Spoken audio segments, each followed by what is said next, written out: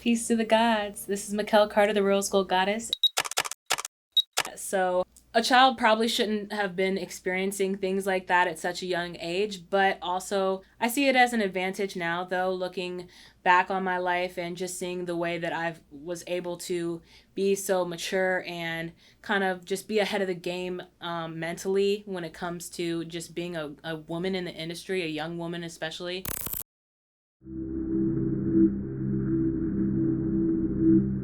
Vernacular Vision brings you in Broad Day magazine.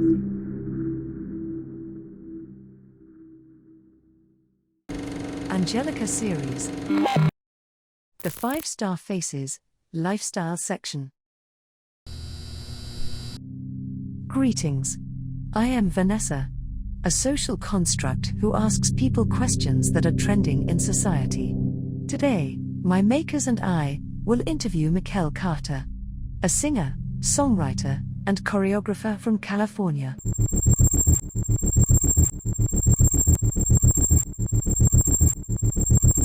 Las Vegas' #1 hit music station, that's a fact for sure. Tonight in the building, Mekke'l Carter, a gift from God. Peace to the gods. Hey! Peace to the gods. This is Mekke'l Carter, the Rose Gold Goddess, and you're with me in Broad Day. What has your lifestyle as a high-profile creative done for you, in terms of self-empowerment? My lifestyle always allows me to create at a high level and self-express at a high level because music is what I do, performing, art. Also, I teach a lot about spirituality and all things meditation, crystals. So meditation and spirituality also have a lot to do with my own lifestyle and making sure that my energy is correct, making sure that I'm balanced, and just making sure that I'm able to express myself whether I'm having a good or a bad day. What mentality has your career given you? And how does this mentality help you to conquer adversities in life? The mentality of being a high-profile creative for me, it honestly has put me in a humble mentality and also a motivated mentality because I'm just getting my foot in the door in a lot of ways. Of course, I have worked with so many different people that maybe some would consider very successful, but to me it's like this is just the beginning of my journey. This is just the start of what I'm doing. So it lets me know not to celebrate things for too long. Even when we have big wins, me and my team, like Donda or Big Rock Nation albums, Jay-Z working with Beyoncé, it lets us know like just to keep it going, never stop what we're doing. He don't know we about to roll up for revenge, and I'm down for some ignorance. Run up in his crib, lay down all the witnesses. Just keeping that energy, let's stay in that frequency, because that frequency that we were in and that mentality of being hungry and motivated, I just never want to lose that. During the era of COVID-19, what are the biggest hurdles that you've been personally met with? Man, COVID was so crazy because I was also in the middle of touring. So I was in the middle of doing my first few shows and then the world completely just shut down. And me being such the busybody and in the middle of starting up and rolling out my career as a solo artist, that was kind of a shock for me. But it also allowed me to kind of slow down and focus on self and really focus on my project and how I really wanted to roll it out, market it, etc., things like that. But it was different, like working with certain artists. I remember like, sorry, Sasha wanted to join the interview, I guess. I guess she can join. You wanted to join the interview, Mama? But also, I was blessed to be able to be in the studio and still be able to work and songwrite with certain people and artists. And it was definitely a blessing because I know a lot of people were out of work and weren't able to do anything. But it was definitely weird, like working with certain artists and stuff, having the whole mask situation in the studio. And also I remember like when we were working the Vic Mensa album, the song that I wrote with Snow Allegra, we actually had to work that over FaceTime. So it was different. It wasn't as intimate as I usually like to work with artists, but that was an adjustment. actually just adjusting to the whole new world in general with COVID was definitely interesting. But at the end of the day, COVID really just helped me just go inward a little bit more and focus on self. Looking back on your life, when would you say is the most critical point in forming who you are, in terms of standing out and pursuing your dream? Wow, there's so many different moments in my life leading up to this point that have been a pivotal moment of my growth and determination and my drive. I can kind of take it chronologically from the beginning of my life. I kind of was born into a musical family growing up, and my family on both sides both did music, so I was in it from a very young age. Also, Bone Thugs and Harmony, a rap group, are my uncles. So growing up touring with them across the nation at a very young age definitely was a pivotal moment in the way that I do everything the way I do now. And when it comes to the industry, when it comes to just real life situations, it just doesn't really matter. I feel like that put me ahead of the game in a lot of ways when it comes to just my maturity. Being on tour also, it wasn't just your regular, tour. We weren't on a Kids Bop tour. Like, this was Bone Thugs and Harmony tour, and we were really young, about 9, 10, 11, 12, that kind of era, me and my brothers. So, and we weren't sheltered from anything. Shit, nigga came up though, nigga. We done did move up to big arenas now. Rocking them bitches. Come on, man, let me get that, dog. 20,000 motherfuckers don't want to see me see shit but bomb. We were around people smoking. We were sitting there playing dominoes with Bone, like talking shit, like everything. I never sleep, I'm a star. Sky's the limit, I never fall. Cause I am a big boss. I fall so hard. I'm the fourth switch, I'm a star. Let me break into the human body, let you know that it's more than a car. And let you know that you of course are from the source. Like Abraham, and I can see about a million, about a trillion, about a billion, about a track of rhymes Canada. Your rhyme is Canada. The course is to the center. And of course when you speak, it's like water when it's spinning. I hope you see that you can lean on me, and together we can come so messy. We are so strong and so unselfishly. That's your part, nigga. You're the best that I got. Superficial thrill. Tear it up. You're making a baby all night long. Raise the roof off. That's what it is.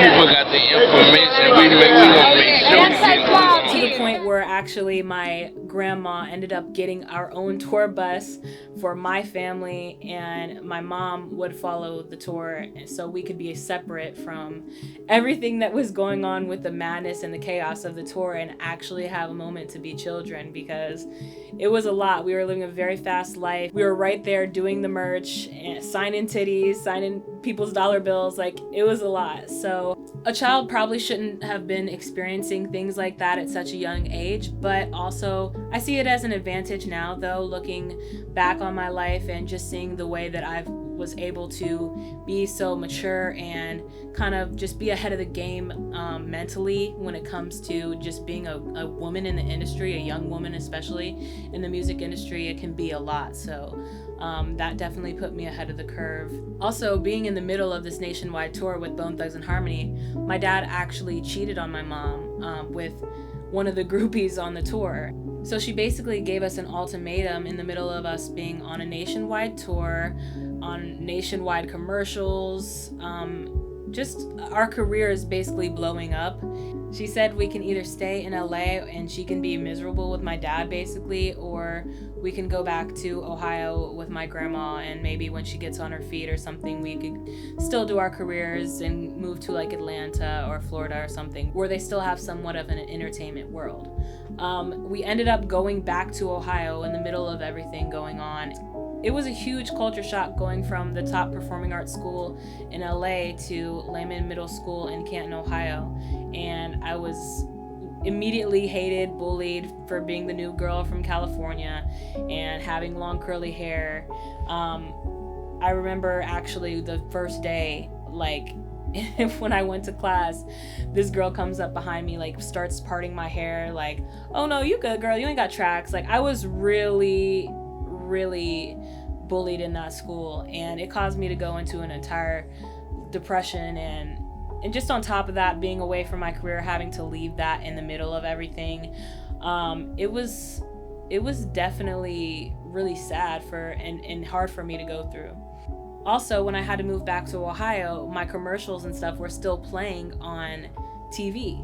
So me and my brother's commercials would be playing, like, we were on PBS, we were doing Subway commercials, McDonald's, Dixie Cups, you name it, like, Razor Scooter, like, a whole bunch of different commercials that were playing at the same time. If you were watching Disney, Nickelodeon, or Cartoon Network around that time, you've seen one of our commercials. Didn't matter what it was, a commercial break. And it was weird because basically, like, in the middle of school and stuff, sometimes when they would have the TVs playing, I'd be like, oh, look, that's me. Like, I'm on TV. Like, and the kids would be like, no, you're not. Like, then why are you here? Like, it was so crazy for them to even fathom the fact that I'm on the TV screen and also simultaneously in the classroom with them in Canton, Ohio. They just couldn't even wrap their mind around it, which was also a mind fuck for me, because it was like, what are you talking about? Yes, I am. That is me. Like, so that was really weird, and that was definitely a culture shock. But I got so passionate, and so I got so much more passionate about the music and acting and everything that I was doing before I moved back to Ohio, because I feel like I kind of took it for granted at the time because it was just my life. Girl, I'm ready if you're ready now. Who am I ever gonna be? If you're with it, then I'm with it now. We would get off of school, have 3 different auditions, me and my brothers, wash our hands, refresh our little curls and stuff, and go to these different auditions and be out until at least like 9-10 p.m. every night. And it was a very fast-paced life. And when I moved back to Ohio, it was just like you'd get off school, and if there's no sports practice or after school activity, you just go home and watch TV or play with your friends or something. I don't know. It was weird. It was just definitely a different life for me, and slowing down that lifestyle it was very depressing. But it also allowed me to get in the mindset of just being so hungry and passionate for what I was doing, because it was no longer just an everyday lifestyle for me that I was taking for granted. It was completely swept from under the rug. It was completely swept from under my feet. And being in the middle of that life and then having everything just be gone was really hard. But at the end of the day, it made me just go harder. And like, I was a cheerleader in high school and stuff like that, so I was able to keep myself busy in certain ways. And then when I wasn't doing cheerleading, me and my brothers would go down into our basement and make music in our little home studio set up down there. And in the middle of that, we started to get back in touch with old connections from when we were doing the music in LA. And also at this time, my dad actually went to prison. So I just felt like I had to be that spearhead for me and my brothers to get everything going for us while my dad was away, because I had no choice. I was the oldest, and I was going to make it happen for us regardless. It really made me step up to the plate and just go way harder for what I wanted. To anyone at a similar point in their life, what would you say matters most? Really, I would tell somebody in my position at the time that consistency is key. You have to, in order to go hard for what you want and actually make that shit happen, you have to be consistent. Also, believing in yourself unapologetically is definitely key. You have to know in your heart and your mind and your spirit and your soul that you got this, you were meant for this, and you're already there. Time doesn't exist because we literally create our own reality. What you want to do, what you desire, everything that you want, you already have. If you believe that and stay consistent to the things that you want to do, that frequency is going to vibrate to you. We are living through a major turning point in history. Some people are looking forward to the future, while others are more nostalgic, based on their sense of style or character. If you were forced to choose between being the first to comfortably live on Mars, or living your life as any celebrity on the Hollywood Walk of Fame, deceased or living, which would you choose? I mean, Mekke'l on Mars kind of has a ring to it. I feel like it would be kind of cool to, like I was saying earlier, just me naturally having that spearhead mentality. It would be kind of dope to be the spearhead of a new world, a new civilization, a new culture.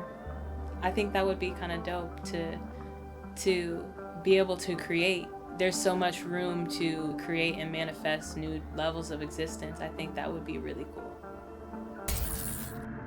If you could live forever, what is one thing you would love to be able to see? I mean, world peace slightly sounds cliche, so I feel like I'll take it a little bit of a different direction. I would like to see the world get back to our ancient wisdom, the ancient technology, the way that we were so advanced. I just feel like we were so much more advanced back then. As a human race, we've kind of digressed and evolved. You know what I mean? We kind of we definitely took a step back in the way our minds worked, in the way that we were able to take advantage of the breath, our kundalini energy. There was just so much more wisdom that we were tapped into that we don't even acknowledge nowadays. I feel like right now we're so in this conditioned state of mind and kind of zombie robotic way of living by other people's standards that it's hard for us to tap back into our source. And we were just so much more connected with the source back then. I feel like we were so much more connected with Mother Earth, with the cosmos, with other planets. And I feel like I would love to see us get back to that type of mindset, lifestyle, and mentality. If there were no social media tomorrow, what would people do? That's a funny one, because it's hard to imagine a world with social media nowadays, now that we have it.